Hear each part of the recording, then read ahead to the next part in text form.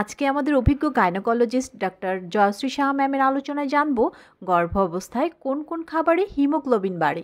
দর্শক চলুন দেখি বিশিষ্ট গাইনোকোলজিস্ট ডাক্তার জয়শ্রী সাহা ম্যামের আলোচনা।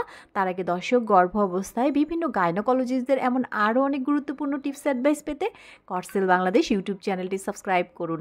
দর্শক ডাক্তার জয়শ্রী সাহা ম্যামের কাছেই শুনবো গর্ভ অবস্থায় কোন কোন খাবারে হিমোগ্লোবিন বাড়ে বিস্তারিত।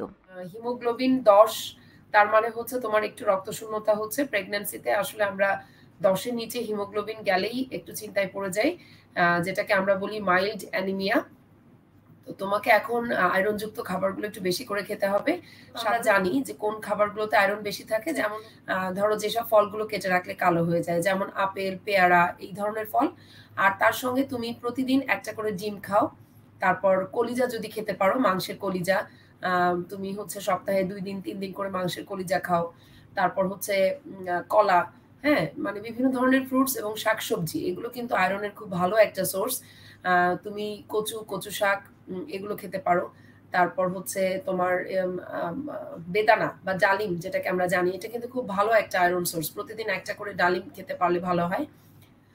তো 6 মাস প্রেগন্যান্সি তুমি যদি এখন খাবারের মাধ্যমে তুমি মানে তুমি যদি যথেষ্ট পরিমাণ খাবার খেতে পারো, তোমার অ্যানিমিয়া কিন্তু কারেকশন হয়ে যাবে।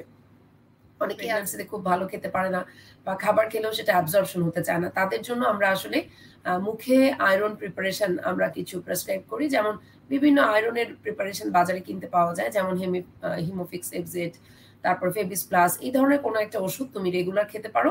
তবে অবশ্যই আয়রনের সঙ্গে ক্যালসিয়াম একসাথে খাওয়া যাবে না। আয়রন ক্যালসিয়াম একসাথে খেলে আবার হজম হয় না। কাজেই তুমি ক্যালসিয়ামের একটা ট্যাবলেট যদি সকালে খাও, আয়রনটা তুমি দুপুরে খেতে পারো বা রাতে খেতে পারো।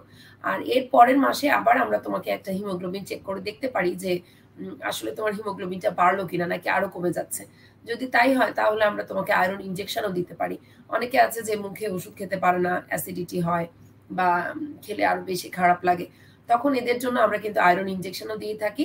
আয়রন ইনজেকশনের মাধ্যমে তোমার শরীরে আমরা রক্তের হিমোগ্লোবিনটা বাড়াতে পারি। আসলে এখন এই অ্যানিমিয়াটা কারেকশন তোমার জন্য খুবই জরুরি। নর্মাল ডেলিভারির জন্য তোমার টেনশন করার কিছু নেই। যদি সবকিছু ঠিকঠাক থাকে, তোমার প্রেগন্যান্সি ঠিকমতো চলে, তোমার বাচ্চাটা ভালো থাকে, নর্মাল করতে কোনো অসুবিধা হবে না আশা করি। ল্যাপ্রোস্কোপির জন্য নর্মালে কোনো বাধা নিষেধ নাই।